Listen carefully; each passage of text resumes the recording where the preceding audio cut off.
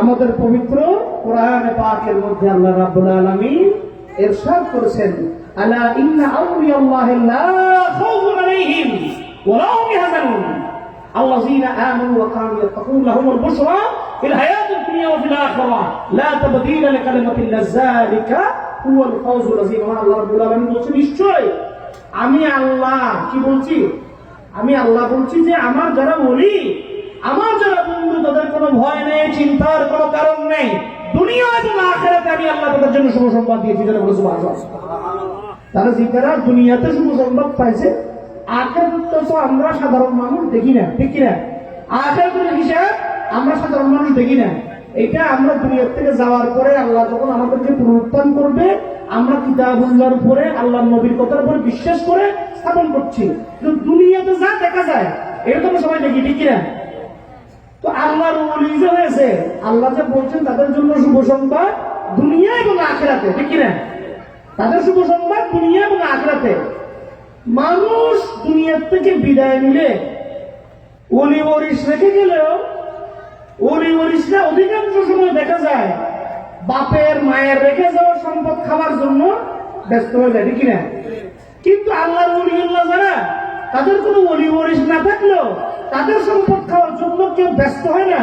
তাদের বাৎসরিক স্মরণের জন্য ওই যে তারা আল্লাহর বন্ধুত্বের মধ্যে এসেছে, তারা দুনিয়ার দলিল হইল তাদেরকে, অন্য মানুষকে, তার নিজের ছেলে মেয়ে না, আল্লাহর বন্ধুদেরকে তাদের জন্য দেওয়ানা বানাইয়ে আল্লাহ রাব্বুল আলামিন বার্ষিকভাবে তাদের স্মরণের ব্যবস্থা করে দিয়েছেন। সুবহানাল্লাহ।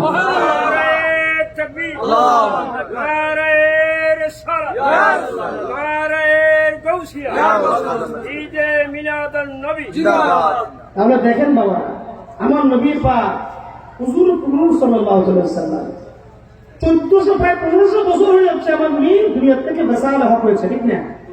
কিন্তু আমার নবীর নামে মিলাদুন নবী চলছে এবং চলতে থাকবে, ঠিক না? এটা কন্টিনিউয়াস প্রসিডিউর, এটা থাকবে না। এটা যেভাবে প্রতিবন্ধকতা আসুক লাভ নাই। আল্লাহর কাজে একদম প্রথম শুরু থেকে আবিল কাবিলের মানে ভালো মন্দের দ্বন্দ্ব দিয়ে আমরা বুঝতে পারি আল্লাহর পক্ষের শক্তিও আছে, বিপক্ষের শক্তিও আছে, ঠিক কিনা? কিন্তু জয় হয় কার? জয় হয় কার? আল্লাহর পক্ষের শক্তি। আল্লাহর জয় মানে কি? আল্লাহর পক্ষের যেমন মূসা নবী, তার সাথে শক্তিধর ফেরাউন ছিল। ফেরাউন ছিল সমগ্র মিশরের কি বাদশাহ, ঠিক কিনা? তার হুকুমে জীবন মরণ নির্ধারিত হইত, কিন্তু তার মৃত্যু হইলে এমন একটা জায়গা যেখানে তার করার কোনো সুযোগ, ঠিক কিনা? এবং আল্লাহ রাব্বুল আলামিন দেখেন, উনি আমার নবী রউফুর রহিমের সিলসিলা মোতাবেক যারা আছেন, সেই পথে যারা থাকবেন, তাদেরকে একটা জীবন্ত, দেখেন আল্লাহর ওলিউল্লাহ মরে না, ফসে না। আরে বাবা, আল্লাহর ওলি না, ফেরাউন তো বসে নাই, ঠিক কিনা? ফেরাউনকে না পচানোর কারণ একটা, আর আল্লাহর ওলিউল্লাহকে না পচানোর কারণ একটা। কারণ কি? আমার আল্লাহ পাক কোরআনে পাকে বলছেন, সিররু ফিল আরদ, তোমরা জমিনের মধ্যে ছড়ায় যাও, ফানজুর কাইফা কানা আকিবাতুল মুকাজ্জিবিন, তোমরা তখন দেখবা যারা আমি আল্লাহর কথার বাইরে চলেছে, আমার নবীর কথার বাইরে চলেছে, তাদের পরিণতি আমরা কি করেছি, আমি আল্লাহ তাদেরকে কি পরিণতিকে দাবিত করেছি, তোমরা তা দেখবা। জোরে বলো নাউজুবিল্লাহ। সামুদ জাতি আল্লাহর বিরোধিতা করেছে, নবীর বিরোধিতা করেছে। কওমে লূত আল্লাহর নবীর বিরোধিতা করেছে। তাদের কি পরিণতি করেছেন আল্লাহ, এটা আমাদের জন্য সহস্র বছর পরে আল্লাহ একটা সেটাকে নষ্ট হতে দেয় নাই। পম্পেই নগরীতে দেখলে দেখবেন সামুদ জাতি, কওমে লূত, যারা এই যে আজকে বিভিন্ন জায়গায় দেখা যায় নারী পুরুষে বিবাহ হয়, ঠিক কিনা? এটা ন্যাচারাল। নারী বিবাহ হয়, পুরুষে পুরুষে বিবাহ হয়, পুরুষে পুরুষের কোন যৌন সম্পর্ক হতে পারে? এটা কি বৈধ না অবৈধ? এই অবৈধ কাজ কারবার এখন অনেক জায়গায় অনেকে করে, ধরাও পড়ে। কিন্তু এক যুগে তাদের যারা ফোরফাদার, তারা এই পম্পেই নগরীর মধ্যে একটা আল্লাহ পাক কি একটা দলিল দিয়েছেন আমাদের জন্য, অভূতপূর্ব আমাদের জন্য নমুনা দেখিয়েছেন। ওই খারাপ কাজ করার রত অবস্থায় ছিল, সেখানে আগ্নেয়গিরি অগ্নুৎপাত হলো, তাদের গায়ের উপরে পড়লো, তারা যে অবস্থায় ছিল মানে যে অবস্থায় তারা পুরুষে পুরুষে নারী নারী এক একজনের মধ্যে তারা যেহেতু মানুষের মধ্যে মিথ্যা কথা বলার একটা প্রবণতা আছে, অস্বীকার করা, ঠিক কিনা? কুফর মানে কি? আল্লাহর অস্বীকার করা, আল্লাহর কথাকে, আল্লাহর অর্ডিন্যান্সকে কি করা? অস্বীকার করা। ফাত্তাকুন নার আল্লাতী ওয়াকুদুহা আন-নাস ওয়াল হিজারা উইদ্দাত লিল কাফিরিন। আমার আল্লাহ বলছেন তোমরা জাহান্নামের আগুনকে ভয় করো। সেই জাহান্নামের আগুনের দহন হবে কিছু মানুষ যারা আল্লাহর নবীর কথার বিরুদ্ধে চলেছে, ঠিক কিনা? কারণ আল্লাহ বলছেন কি, ওয়া মা আতাকুমুর রাসূলু ফাখুযুহু ওয়া মা নাহাকুম আনহু ফান্তাহু। আমার নবী যা বলেছে তা করো, আমার নবী যার থেকে দূরে থাকতে বলেছে তার থেকে দূরে থাকার জন্য বলো সুবহানাল্লাহ। তা আমরা কি আল্লাহর এই কোরআনের কথাগুলোর মধ্যে চলতে চাই কি চাই না?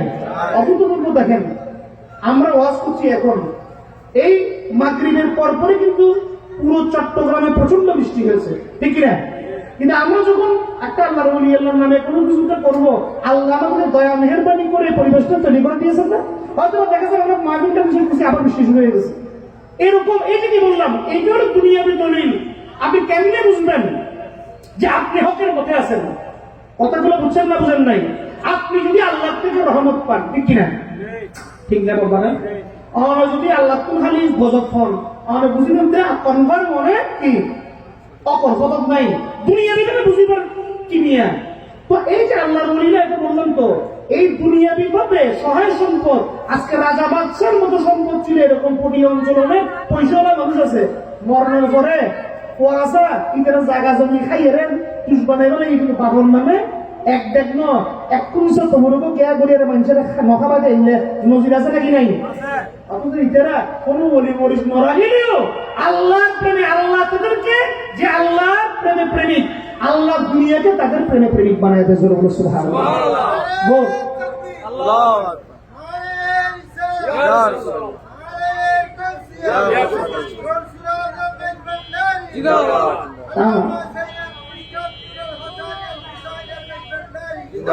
তাহলে আমাদেরকে এই কোরআন হাদিসের ফয়সালাগুলো শুনে চলতে হবে।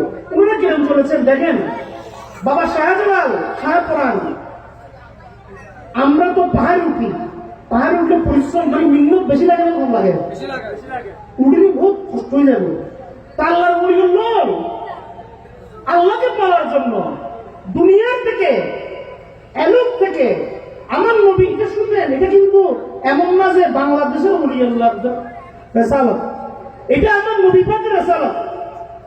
উনার থেকে এটা এসেছে মিরাজ হিসেবে, বেলায়েতের মিরাজ হিসেবে।